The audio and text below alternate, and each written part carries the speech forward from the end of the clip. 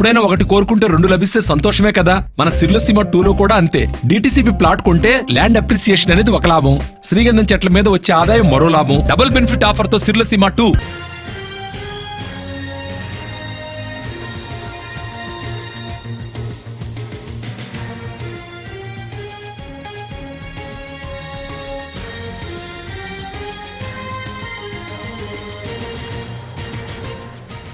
Warangal MP అభ్యర్థిగా కడియం కావ్య పేరు ప్రకటించింది కాంగ్రెస్ పార్టీ. తెలంగాణలో మొత్తం 4 స్థానాలు పెండింగ్ లో ఉండగా వరంగల్లో అభ్యర్థిని ఖరారు చేశారు.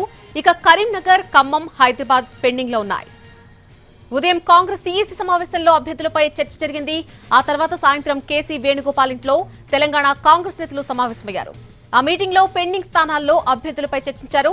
ఆ తర్వాత వరంగల్ ఎంపీగా అభ్యర్థిగా కడియం కావ్య పేరును అధికారికంగా ప్రకటించారు.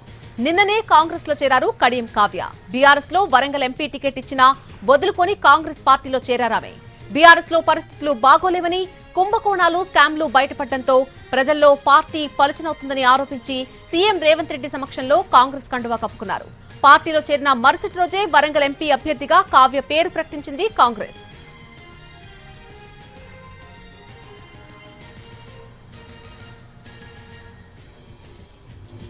వరంగల్ ఎంపీ అభ్యర్థిగా కడియం కావ్య పేరును ప్రకటించింది కాంగ్రెస్ పార్టీ. తెలంగాణలో మొత్తం 4 స్థానాలు పెండింగ్ లో ఉండగా వరంగల్లో ఇప్పుడు ప్రస్తుతం అభ్యర్థిని ఖరారు చేశారు. ఇక 3 స్థానాలు పెండింగ్ లో ఉన్నట్టుగా తెలుస్తోంది. పూర్తి అప్డేట్ అందించడానికి మా ప్రతినిధి చారి అందుబాటులోకి వస్తున్నారు. చారి, వరంగల్ ఎంపీగా అభ్యర్థిగా కడియం కావ్య పేరు ప్రకటించినట్టుగా తెలుస్తోంది. మిగిలిన 3 స్థానాలకు సంబంధించి ఎప్పుడు అప్డేట్ వచ్చే అవకాశం ఉంది?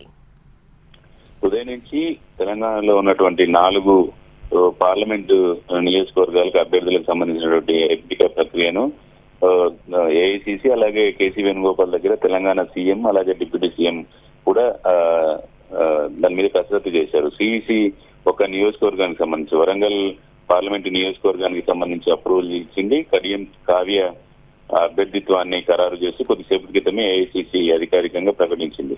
ఇక మిగిలిన 3 నియోజకవర్గాలకు సంబంధించినటువంటి కసరత్తు కూడా జరుగుతుంది. కరీంనగర్, ఖమ్మం, హైదరాబాద్ లో పెద్దగా దాన్ని సీరియస్ గా తీసుకోకపోయినా అభ్యర్థిని బరిలో దించాలి కాబట్టి దానికి సంబంధించినటువంటి కసరత్తును పూర్తి చేసింది. కరీంనగర్, ఖమ్మంకి సంబంధించి అక్కడ 2-3 పోటీ పడుతున్నటువంటి నేపథ్యంలో వీటందరినీ అభిప్రాయాలు తీసుకొని అందరితో సంప్రదింపులు చేసిన తర్వాత ప్రకటించాలనేటువంటి ఆలోచన చేసింది.